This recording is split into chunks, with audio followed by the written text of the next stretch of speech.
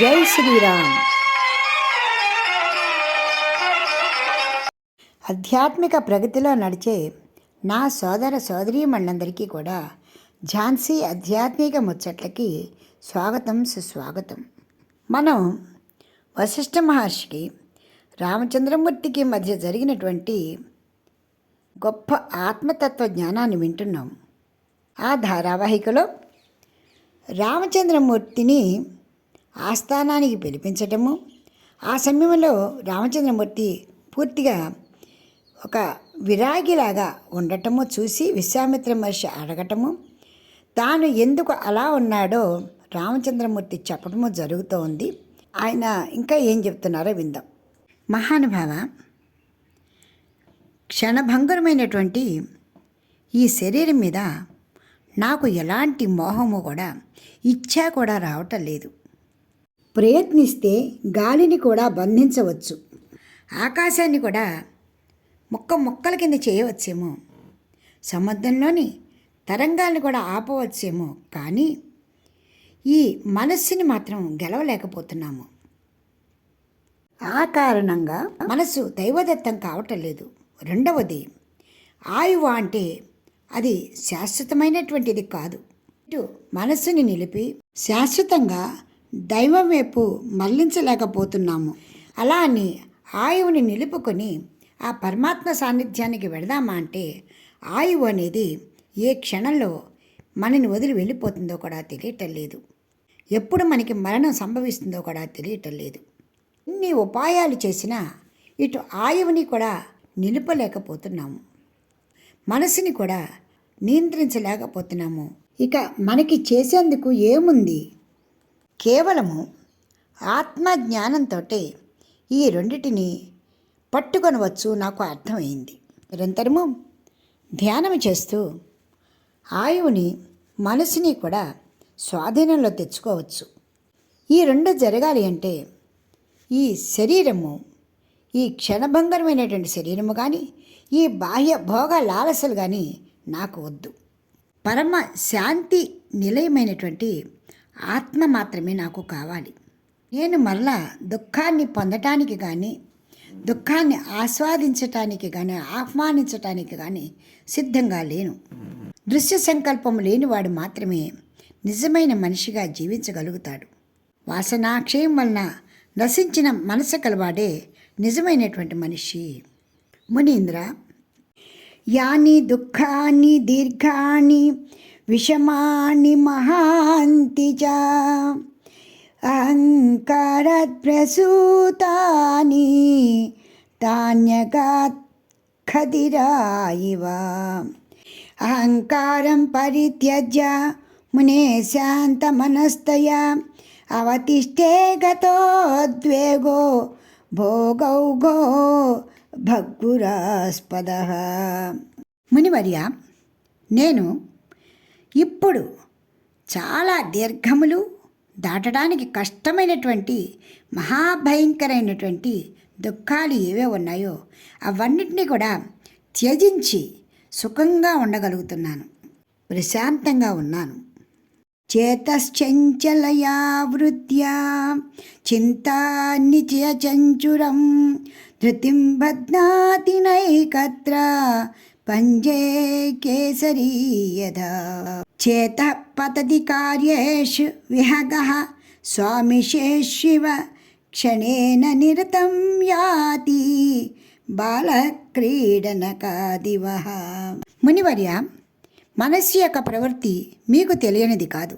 జప తప ధ్యానాదుల ద్వారా ఎంతో కష్టపడి నిగ్రహశక్తిని సంపాదించుకున్నప్పటికీ కూడా ఎప్పుడో ఒకప్పుడు ఏదో ఒకదానికి భ్రమసి తన నిగ్రహశక్తిని కోల్పోతూ ఉంది. ఆకాశంలో స్వేచ్ఛగా ఎగురుతున్న పక్షి నేలపై మాంసము కండ కనబడగానే భూమిపైకి దిగి ఏ విధంగా కష్టాలు కొని తెచ్చుకుంటుందో ఆ విధంగానే మనసు కూడా అన్య విషయాలపై వాలిపోతూ కష్టాలని కొని తెచ్చుకుంటూ ఉంది. ఓ మునీంద్ర, చిత్తం కారణమర్థానాం తస్మిన్ సతి జగత్రయం తస్మిన్ క్షీణే జగక్షీణం తచ్చికిత్స్యం ప్రయత్నత. సమస్త విషయాలకి చిత్తమే కారణమని నాకు అర్థమయ్యింది. ఆ కారణంగానే మనసుని పూర్తిగా నియంత్రించుకొని ఈ సుఖంగా ప్రశాంతంగా ఉంటున్నాను. తాత సంతరణోద్దేవ గృహీతాయా పునః పునః నా విదేహలతాయాంచ కస్య స్యాదాత్మభావన. ఆలోచిస్తుంటే మన ఈ పునర్జన్మకి కారణము ఈ సంసార సముద్రమే అనిపిస్తోంది. కాబట్టి జ్ఞానవంతమైన వాడు దొరికిన మానవ జన్మని సార్థకం చేసుకుంటూ జన్మరాహిత్యానికే ప్రయత్నించాలి కదా. అంతేగాని దేహభావం ఉంటుందా? కేవలము మాంసము, నరములు, ఎముకలచే నిర్మింపబడిన ఈ హీనమైన శరీరం వల్ల ఉపయోగం ఏమిటి? ఇప్పుడు నేను చిరిగి డొల్లపడి ధనింపని డోలునందన పిల్లి వలె మాంసము, నరములు, ఎముకలచే నిర్మింపబడిన ఈ అదృఢ శరీరంలో నేను ఉన్నాను. కాబట్టి ఈ శరీరం నుండి నాకు బయటపడే వాక్యాలను మాత్రమే చెప్పండి. కేవలం పైపోతతో ఉన్న ఈ శరీరం అంటే నాకు ఇష్టం లేదు. కిం శ్రియా కిం చ రాజ్యేన కిం కాయేన కిమిహితై దినై కతిపయైరేవ కాలః సర్వం నికృవంతతి. అదృఢమైన శరీరానికి ధనముచే కానీ, రాజ్యముచే కానీ, శరీరముచే కానీ, మనోరథాలచే కానీ ప్రయోజనం ఏమిటి? ఇవన్నీ కాలంలో కలిసిపోతాయి. నేను ఉండాలి అనుకున్న కొద్ది రోజులు, కొద్ది సంవత్సరాల తర్వాత పూర్తిగా ఈ కాలం నన్ను కబళించి వేస్తుంది.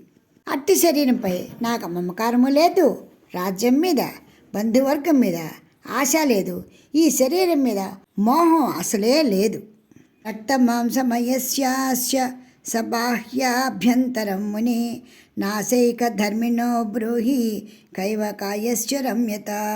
మునీంద్ర, రక్తమాంసమయమైనది, కేవలము నశించిపోవటమే ధర్మంగా పెట్టుకున్నటువంటి ఈ శరీరం గురించి ఎంత ఆలోచించినా కూడా రమ్యత్వం కానీ, మమకారం కానీ నాకు గోచరించటం లేదు. మరణావసరే కాయా జీవం నాను పరంతియే తేషు తాత కృతజ్ఞేషు కైవాస్తావద ధీమతాం. చక్కగా పోషింపబడి, పెంచబడి, చక్కగా పోషణ చేయబడిన ఈ శరీరం మరణకాలంలో మన కూడా రాదు. ఖచ్చితంగా ఇక్కడే ఈ కట్టెలలో ఒక కట్టిగా కాలిపోతుంది. అట్టి శరీరాన్ని నమ్మమంటారా?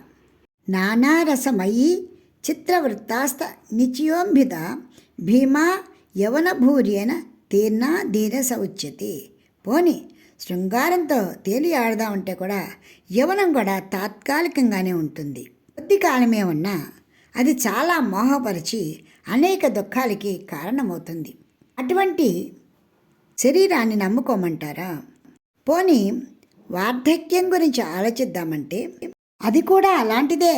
గర్దోభ్యుదేతి సోల్లాసముపభోక్తం నశక్యతే హృదయం దహ్యతే నూనం శక్తితోస్త్యేన వార్ధకే. ఇంకా ముసలితనం అంటే వయసు పెరిగే కొద్దీ మనుషులకి కోరికలు చాలా ఎక్కువగా ఉంటాయి.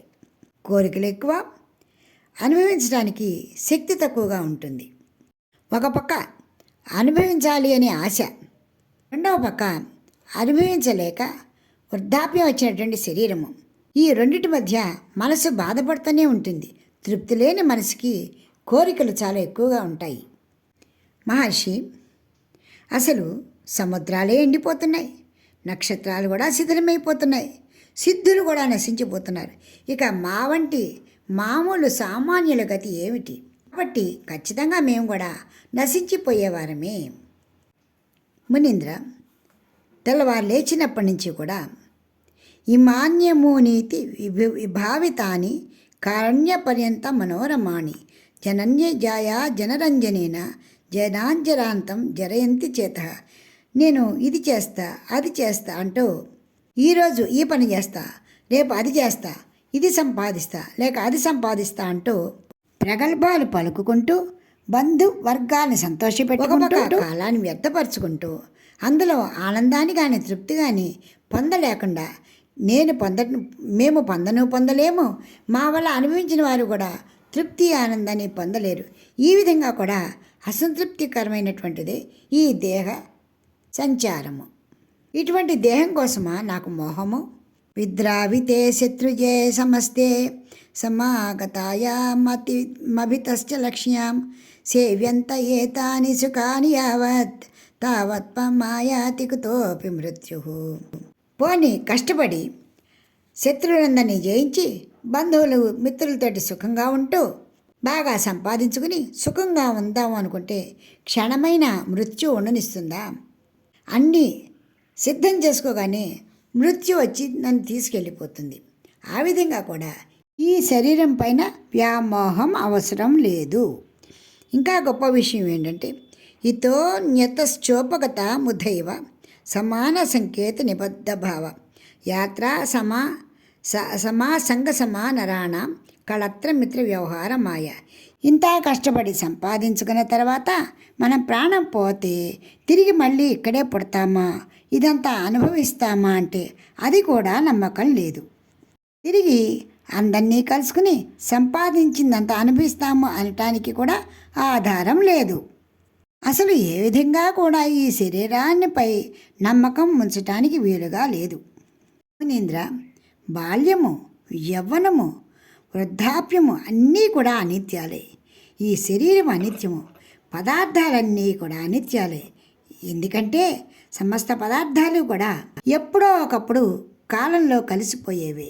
అటువంటి అనిశ్చితమైన జగత్తుపై నమ్మకం ఉంచి ఈ సంసార జీవనాన్ని గడపాలా?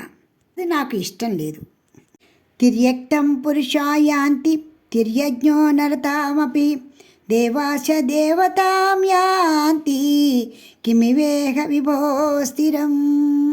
అసలు చనిపోయిన మనుషులు తిరిగి మనుష్య జన్మ ఎత్తుతారని నమ్మకం కూడా లేదు. పోని దేవతల అంటే దేవతలు కూడా తిరిగి దేవతా జన్మాన్ని పొందుతారని నమ్మకం కూడా లేదు. మనం అనుకుంటే పశుపక్ష్యాదులు కూడా అవే జన్మం ఎత్తుతాయన్న నమ్మకం కూడా లేదు. మరి ఈ భోగాలపై నమ్మకం ఉంచుకుని సంపాదించుకుని ఏం చెయ్యాలి? ఈ ప్రపంచము పోని స్థిరమైందా అంటే ప్రపంచమే ఉండదు, అది కూడా అస్థిరమైనదే. మనము కొంతకాలం ఉంటే ఈ మిగిలిన ప్రపంచము మరికొంతకాలం ఉండి అది కూడా ప్రళయంలో కలిసిపోయేదే. స్వర్గాది లోకాలైన భూమి, వాయువు, ఆకాశము, పర్వతాలు లాంటి నదుల్లాంటివైనా కూడా అన్నీ కూడా నశించిపోయేటువంటివే. వాటికే శాశ్వతత్వం లేనప్పుడు ఇక బంధువులు, బంధువర్గాలు, ధన కనక వస్తు వాహనాదులు, సంపదలు నిలిచి ఉంటాయా? కష్టసుఖాల మాదిరిగానే కలిమిలేములు కూడా వచ్చిపోతూ ఉంటాయి. ఏవి శాశ్వతమైనటువంటి వాసాన్ని ఏర్పరచుకుని లేవు. అటువంటి వాటిపై నేను మోహాన్ని ఉంచుకుని ఈ జీవనయానం సాగించాలా? ఆ పద క్షణమాయాంతి క్షణమాయాంతి సంపద క్షణం జన్మ క్షణం మృత్యుర్మునేకి మవన క్షణం. ఎంతటి మాయ! క్షణంలో ఆపదలు, క్షణంలో సుఖం, క్షణంలో జన్మం, క్షణంలో మరణం, అంతా క్షణికంలోనే సమాప్తమవుతున్నాయి. అలాంటి క్షణికమైన వాటి కోసము నేను తాపత్రయపడాలా? ఇతిమే దోషదావాగ్ని దగ్ధే మహతి చేతసి ప్రస్ఫురంతి నా భోగాశ మురగతృష్ణ సరస్వివ. ఎప్పుడైతే నా యాత్రలో ఇలాంటి దోషపూరితమైనటువంటి విషయాల్ని గ్రహించానో ఈ సంసారం పైన కానీ ఈ శరీరంపై కానీ నాకు మోహం అనేది కలగలేదు. కాబట్టి నేను ప్రశాంతంగా ఉన్నాను. ఆ కారణంగానే నేను రాజ్యభోగాల్ని వదిలి ఏకాంతంగా ఉంటున్నాను. భోగాలచే కానీ ధనముచే కానీ చేష్టలచే కానీ నాకు ఎలాంటి ప్రయోజనమూ లేదని తెలిసి అవన్నీ కూడా అశాశ్వతమని తెలిసి నాకు లభ్యమైన ఈ మానవ జన్మని సార్థకం చేసుకోవడం కోసమే నేను ఈ నా నిర్లిప్త జీవనాన్ని కొనసాగిస్తున్నాను. అంతేకాదు మునీంద్ర, అద్యచేత్ స్వచ్ఛయా బుద్ధ్యా మునీంద్ర నా చికిత్సతే భూయశ్చిత చికిత్సాయాస్త కిలావసర కుతః. చిన్నతనం నుంచే బుద్ధిని ఈ విధంగా సంస్కరించుకుంటే తిరిగి నేను ఈ జనన మరణాల వలయంలో చిక్కను. నిజానికి ఏదైనా ఒక విషపురుగు వల్ల విషము గనక శరీరాన్ని పాకితే ఆ శరీరము ఒక్కటి మాత్రమే నశిస్తుంది. కానీ ఈ వాసనలు అనేటువంటి విషము గనక మనకి ఎక్కితే జన్మ జన్మలలో మనని వెంటాడుతూనే ఉంటుంది. కాబట్టి చిన్నప్పటి నుంచి కూడా బుద్ధిని సంస్కరించుకుంటూ ఈ విషయ వాసనలన్నీ కూడా వదిలించుకుంటూ జన్మరాహిత్యం కోసం మాత్రమే నేను ప్రయత్నం చేయదలుచుకున్నాను. కనుక మహాత్మా, నా మనసులో ఉన్న బాధంతా మీకు చెప్తున్నాను. కాబట్టి పూర్వాపరాలని తెలుసుకుని నా మనసుని ఎరిగి నాకు తత్వజ్ఞానాన్ని బోధించండి. భయ శోకాయాసాల నుండి విడిపడి నేను ఎట్లా ఉండాలి, శీఘ్రంగా నేను ఏ విధంగా తరించగలను ఆ విధానాన్ని బోధించండి. అతో తుచ్ఛ మనాయాస మనుపాదిగత భ్రమం కిం తత్సితి పదం సాధో యత్ర శోకో న విద్యతే. జనన మరణాది బాధలకు లొంగని జీవిత మార్గమేదో నాకు సూచించండి. ఈ దేహాది ఉపాధి శూన్యమైనటువంటి భ్రమవర్జితమైన శోకరహితమైనటువంటి మార్గమేదో నాకు సూచించండి.